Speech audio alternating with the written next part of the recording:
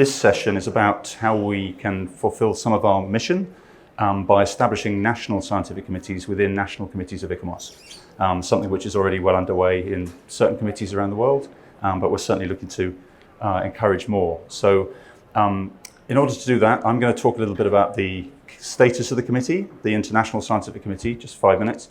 Then we've got some slides and some audio from our colleagues in the US. Then Dr. Yu is going to do a presentation on activities in Taiwan, and then maybe there'll be some comments from other members of the Bureau on activities that are going on elsewhere, and then some questions if we have time. So without further ado, I'll go into the status of the ISC, International Scientific Committee. So as you can see, the mission statement's on the screen. The committee was formed to progress comprehension and dissemination of knowledge and experience about the world's water heritage, and harness it in partnership with the world's water management organizations to progress sustainable use of water and address other water-related challenges in the present and in the future. These are our specific objectives. And you'll see the first one there is creating an international platform for interaction between ICOMOS and the water world and other heritage bodies. And we had a session on Wednesday about how we can progress the development of that platform. And we had a side event at the midterm review of the UN's Water Action Decade in New York in March. And at that side event, or through that side event, there was further momentum built towards developing that platform. And certainly it's one of our focuses now. The second point is about developing methodologies and training and policies around the management of water and the management of cultural heritage around water. And then the third point is about strengthening the role of water heritage in social engagement and policy making. And all of these things can be progressed by us developing committees at a local, national level, as well as the work of our international committee. So these are the goals. So to provide water managers with research-based evidence about the significance of water, have the significance of water-related cultural heritage acknowledged as an essential contribution to enhance water-related sustainable development, have the significance of water-related cultural heritage recognized in the progression towards achieving the sustainable development goals, and develop the narrative on significance and conservation of cultural heritage through cooperation with water professionals and organizations. And so where are we? As a committee, we finalized our bylaws, so we are now fairly clear on exactly how we're going to operate as part of ICOMOS. We've opened the net for a large number of what we've called associate members. That was really just to encourage membership of our committee before we had finalized the exact criteria on which people can become expert members under ICOMOS's Egger-Jian principles, which define the way in which people can be members of ICOMOS. We've now finalized those membership criteria, and so we're now able to call for applications for people to become expert members of the committee. And we've received about 40 applications to date for expert membership, and they're currently being processed by our bureau. We are progressing development of that platform for networking with other organizations and progressing the goals of our international committee. And encouraging the creation of national scientific committees to parallel the work of the International Scientific Committee, which is what we're talking about today. And then also we're working, as I said, towards the AGM and formal bureau elections at the World Water Forum in Bali next year. So that now comes to the end of my intro, and if we're able to put up the slides from our colleagues in the US. Good morning from New York City. My name is Meisha Hunter, and I am a member of the US ICOMOS World Heritage USA Water and Heritage team. Our team consists of myself, Priyanka Chef, who is an architect here in New York City, Andrew Bernard, who's a landscape architect in New Mexico, Albuquerque, New Mexico, Christopher Fullerton, who is a environmental attorney in San Antonio, Texas, and Tanya Koob-Marking, who is a hydraulic engineer in New Orleans, Louisiana. We are very grateful that there is a possibility for us to attend this GA in a remote format, and we appreciate all of the people behind the scenes and the technical services area that are making our remote attendance possible. The presentation that you will see will focus on some moments, some themes in water and heritage within the U.S. context. This presentation that you are seeing today was previously presented at the symposium of the official United Nations side event held in New York in March this year as a prelude to the Water Action Decade Midterm Review held at the United Nations, again in March of 2023.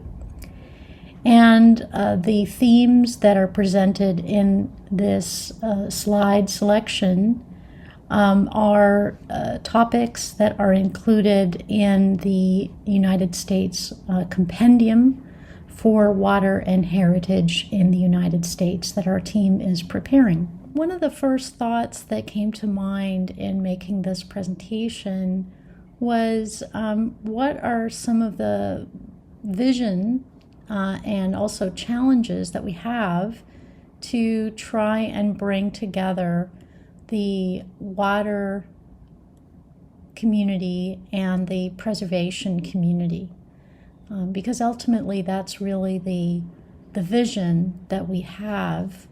And of course, our U.S.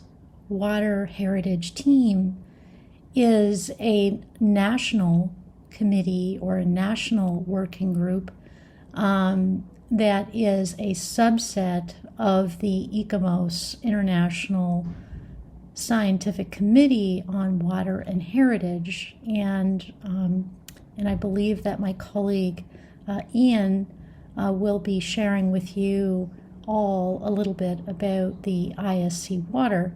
But suffice to say that, again, that overarching vision and goal is to bring together the water community and the preservation community into a collective dialogue, an interdisciplinary dialogue.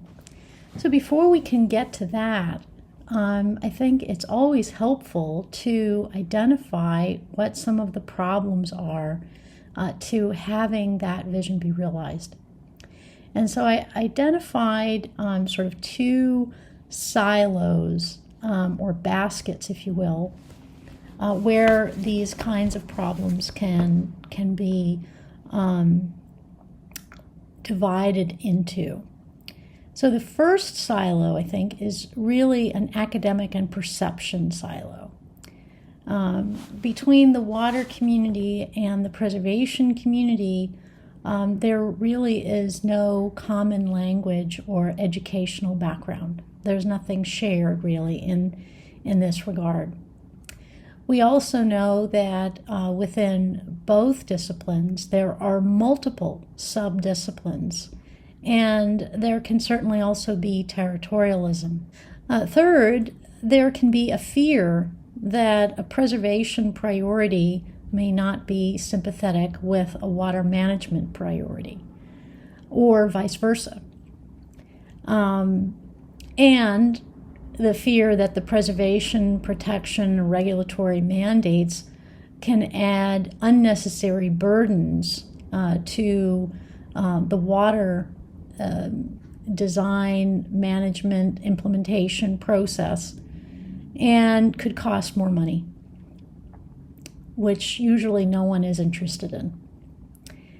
And last, a fear that water managers can see preservation as okay for some kind of inoperable monument or a fragment of history or something that is preserved in amber, but that they do not see the benefit or the value added of preservation in the context of an active water heritage system.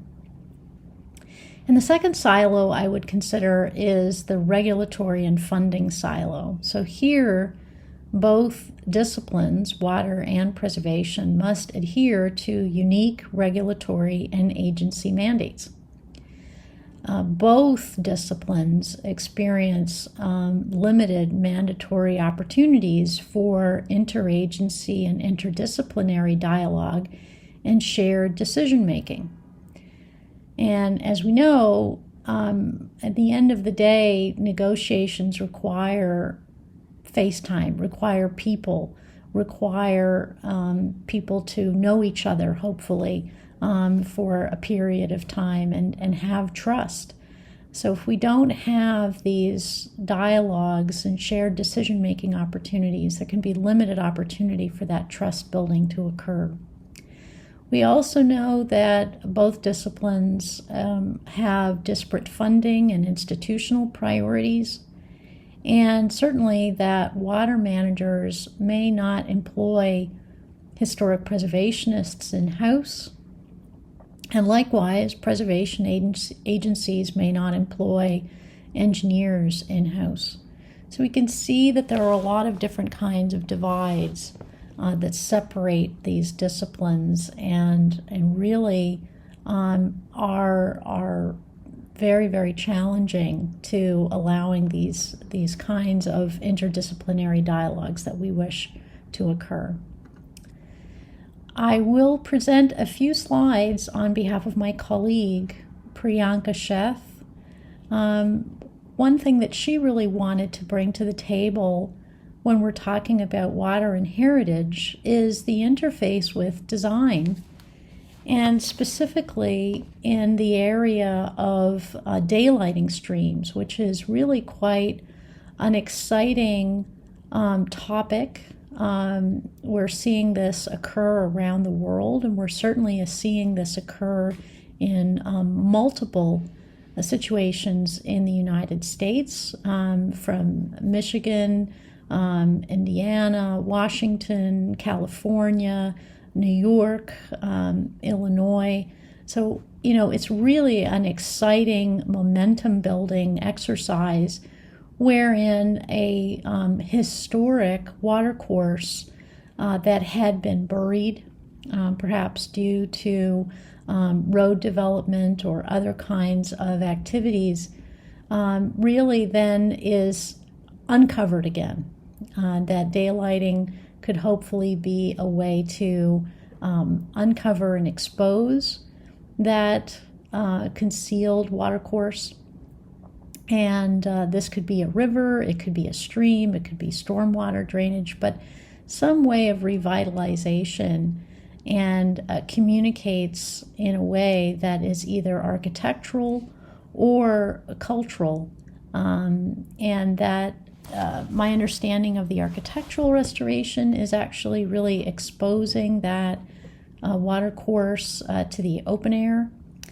And the other possibility is to really provide some kind of interpretive marker or some way to communicate to the public about the path, the watercourse that is still buried, in the hope that it could be exposed and daylighted in the future. The next slide, slide 20, really, I think, itemizes some opportunities that I can see for bridging these institutional and disciplinary divides. So at the beginning of this presentation, I talked about some of the challenges, and here I'd like to focus on hope for the future, right? Opportunities to bridge. And the first basket or theme is education and awareness. Increasing awareness and valuation of water-related heritage is really important.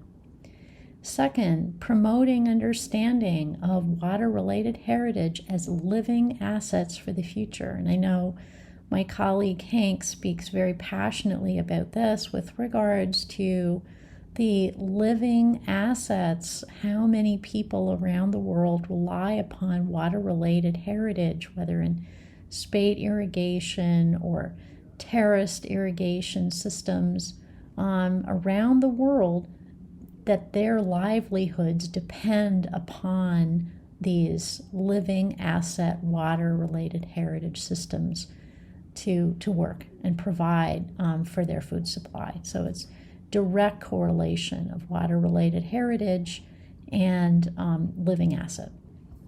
And third, including preservation more broadly in the civil engineering university curricula. And I've written about that in the past, and I know that a fellow from the American Academy in Rome has written on this particular topic, the importance of adding civil engineering curricula to include historic preservation. So I think that that's very, very important. Third, the next topic is the planning and management, establishing and integrated water and preservation management models for water-related heritage, developing the typology-specific guides and best practices for rehabilitation and retrofit versus demolition and replacement. And in this case, I can specifically think of the AASHTO guidance document for rehabilitation versus replacement of historic bridges here in the United States as a possible model for a similar document that we could use for water-related heritage.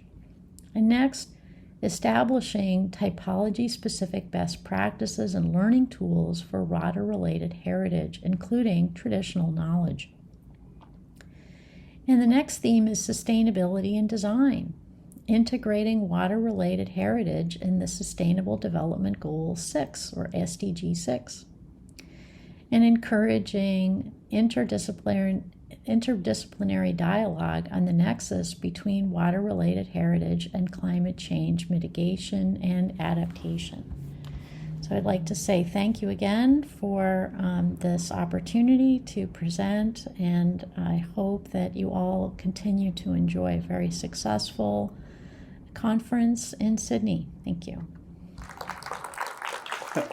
So after that, something of a workaround to get that presentation onto the screen and into our ears, I'm very happy to say that we have Dr. Tsinity Yu from Taiwan live in the studio to speak on some of the work of the group in Taiwan on specifically assembling a compendium of water-related cultural and heritage, which is, I think, one of the key tasks that we're encouraging national committees to undertake. And I think this is really seeing some of these examples, having just heard from Meisha on some of the challenges, but also the opportunities that the management or the integrated management of water-related cultural heritage presents. Hopefully we can see some of those things in these examples as well. Thank you, Dr. Yu. I think you can see the map. Okay, it's the map of Taiwan is from the left to right is a past, present, and the future. Okay, so it's all the water makes the maps different. Okay, so I would take about 10 years, I think, around 10 years, 8 years, the water heritage journey in Taiwan. In the upper right corner, it's a tropical storms path around the West Pacific. And Taiwan just on the right spot there, you can see that. Actually, Tino told me last week, one of the, saying the largest typhoon, but actually the typhoon just dodged away from Taiwan and go to Guangdong. And they can realize what kinds of the typhoon once they didn't hit Taiwan and go pass by, and how damage they can face. Okay, but actually we just have I think right now we have another one coming in this weekend. And also we have the drought problem. We just only have 25% of water usage average of the world standard. So right now, from the view of the water management, most of the challenge tells the people, engineers, we need very urgent actions. That's a water aspect. But from the temple of the heritage aspect, they say you need to take a longer time to reach the public consensus. Okay? So right now we have the time speed difference, and we will see how can we do. And the Taiwan text about we call the 3 steps of the whole journey. The first one, Meisha just said. The first one is we call the awareness raising. You have to let everybody understand the difference. And the second one, we ask, and also a lot of people get involved, is learning from the past of the water and the heritage. I will tell you some example later on. And the third one will be the preparing. Once we have the experience and also the knowledge, and we know how to preparing for the next water management in the next generations. So the culture of the Bureau of Cultural Heritage, they start on about 5 years research, and to make the whole island, we have a different region and different peoples, different tribes area. So that map on the right tells we have different zoning. It tells the water and the heritage in different region, they have a different thinking, a different way. And right now, after that, we bridge two central government levels agency. One is a Bureau of Cultural Heritage in the Ministry of Culture. And another one is Water Resource Agency in the Ministry of Economic Affairs. Okay, so that's a different aspect. But they join together and think, how can we do things? And 4 city governments, they get involved and say, okay, we can do something. We try and say, and right now we have published 17 books. Actually, we in this meeting, in the ICOMOS meeting, we have another book just announced. That one, and 4 exhibitions. The big exhibition in the museum and somewhere, and they tell us about how water and the heritage can bring together.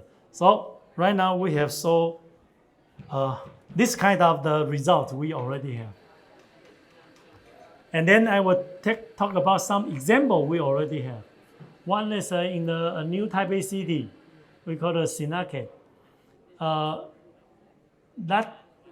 That region, right now, they got only 25,000 residents in the whole watershed.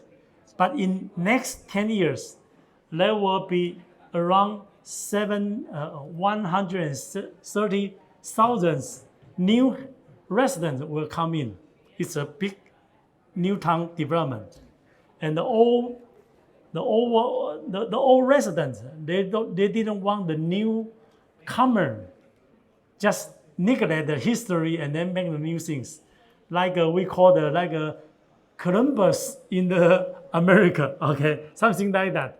So they hold we are in one river community, the concept, use all the heritage, cultural heritage in that building, in that watershed, and then discover all the stories before the newcomer right now.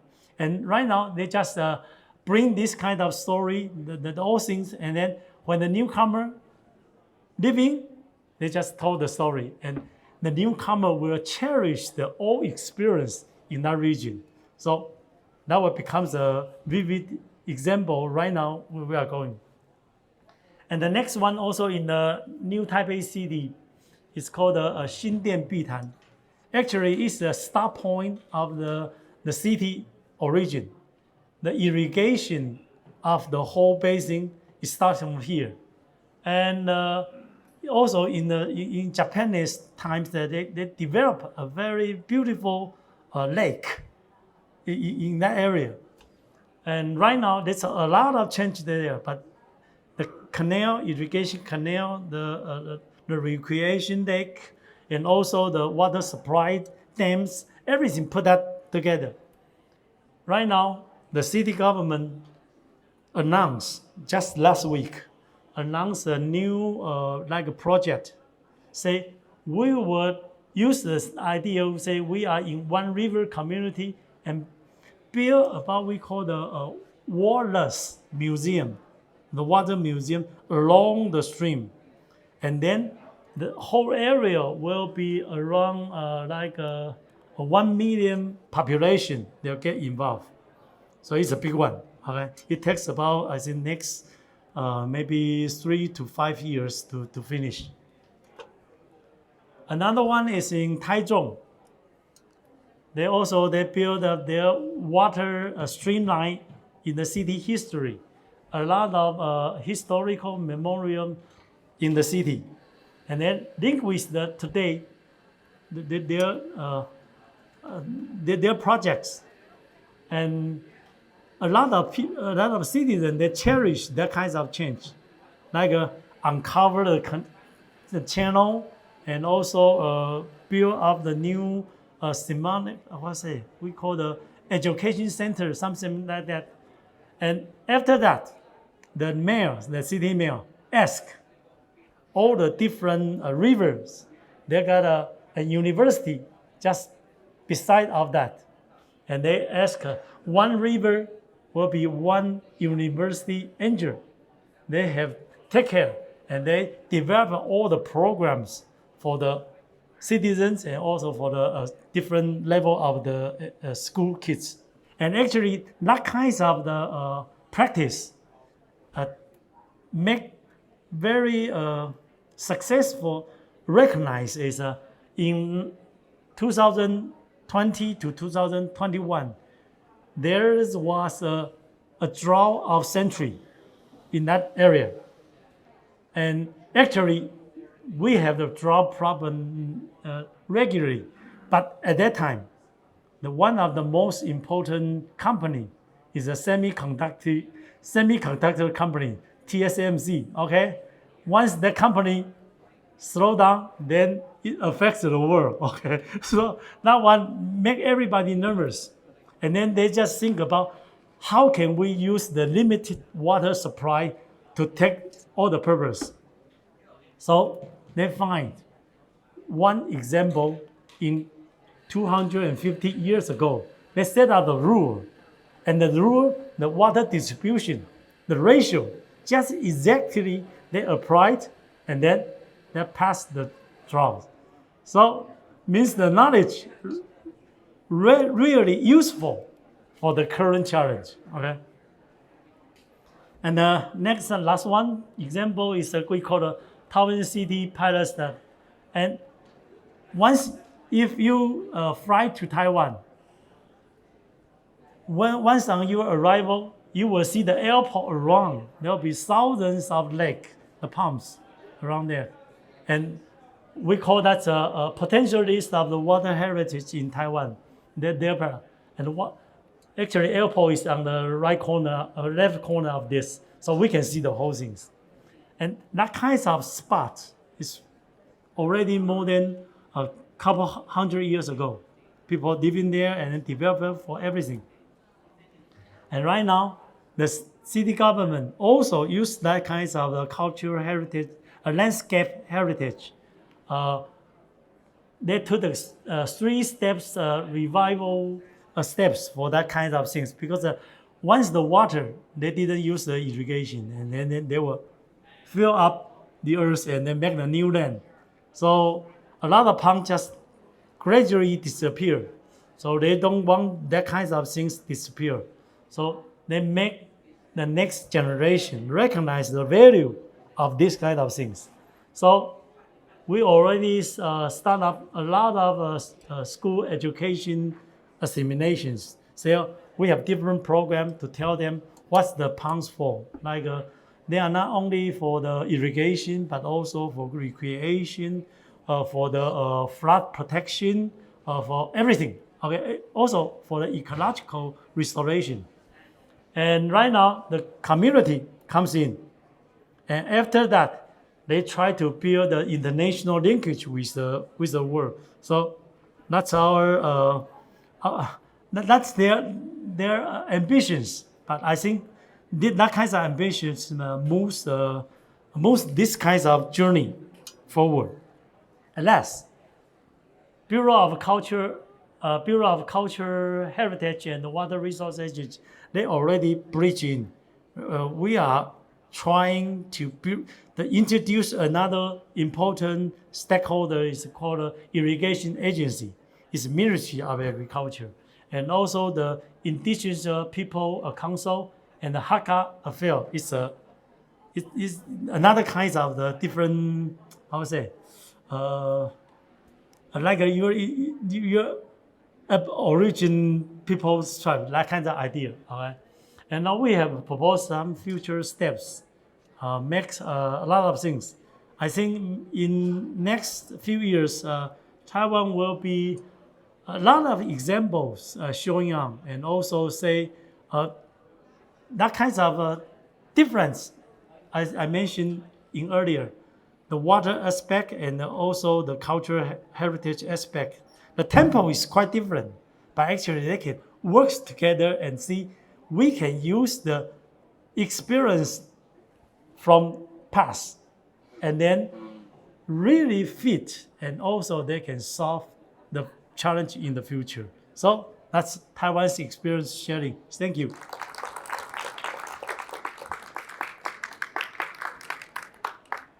Thank you very much, Dr. Yu. So Henk van Schaik is one of our vice presidents on the Bureau of ISCWater. Did you have any observations you'd like to make? Yeah. Well, thank you very much for the opportunity to say a few words, a few concluding words. Number one, I was very impressed by the presentations, both by Meisha Hunter and also by Dr. Yu. And on Meisha's presentation, what struck me is that she presented a couple of cases of structures which were built, say, 100 or more years ago, which were revitalized or brought back into a significant structure even for today. Opening up, in particular, the underground conduits, for me was very important, not only for the, bringing back the history, but also in connection with climate change. The other one on the lake was also a very clear example of bringing back the significance of this lake for present day functions. And on Dr. Yu's presentation, what struck me is that he brought very clear examples on, in particular, the spiritual domain of the connection between water-related heritage for today. On the 10th of August this year, TV organized together with the Cultural Heritage Bureau in Taiwan and the city of Taiwan a conference on, and it was titled Convergence. And that's important. He showed the example of that village or that small town, which is going to get an inflow of thousands of people in the coming years. And he says so clearly that the, link between the identity of the people living there today with the incoming populations is actually a vehicle to converge different identities, different populations into one, water-related identity. And that's very, very important. And the second he mentioned was on the importance of cultural heritage in relation with governance. The chip or the industry, which actually drew its inspiration on the drought issue and allocation issue from a traditional allocation agreement. And I think this can also very well apply to, for example, CANAT systems, which are also a system which is applied from China up to Peru, but which is being threatened because of big wells, boreholes. One could also, I think, there reinvent the allocation mechanism as it used to be before. In the CANAT systems, the threat is about livelihoods. It's about 1 million people depending upon these CANAT systems, and with these deep wells, their livelihood is directly threatened. And that brings me to the point of the relation between cultural heritage and livelihood. I think it's not enough to say that cultural heritage should be conserved and protected for the sake of historic values. We should really, from the water perspective, I'm a water engineer, I'm a water professional. If one has to convince water professionals about the importance and the significance of water-related heritage, it needs to be more than talking about conservation. It needs to be talking about livelihood. And I have 4 examples of livelihood. The first one is on terraced irrigation. I recall a publication by Fakhri Hassan of 2010 in the International Hydrological Program of UNESCO. And he already mentions that terraced irrigation, which is found all over the world, which also has several World Heritage sites on terraced irrigation. It affects, it's about millions of people depending on terraced irrigation. We should really explore or maybe bring to the stage the importance of terraced irrigation with livelihood. It's not acceptable that these terraced irrigation sites are being lost because of negligence. It's just not acceptable from a human perspective. And the second example is the canals and in cities, also historically very important. Take, for example, my own capital, Amsterdam. It's threatened because of lack of maintenance. It's unacceptable that this will be destroyed or will be sort of let to go to waste, because there are millions of people depending, or in Amsterdam it's just under 1 million of people depending on these canals, and worldwide for all the cities it's millions of people depending on old structure. Not only their livelihood, but it's also about climate. It's cooling the cities.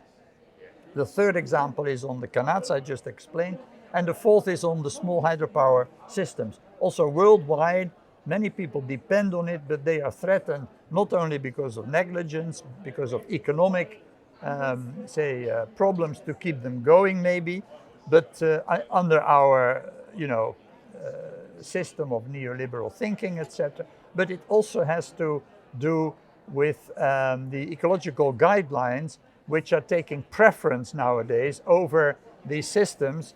And I think we should find solutions. We should find solutions to both address the importance of fish migration through these small hydropower stations, but also to bring them back into operation for the generation of electricity, which I understand is very, very substantial.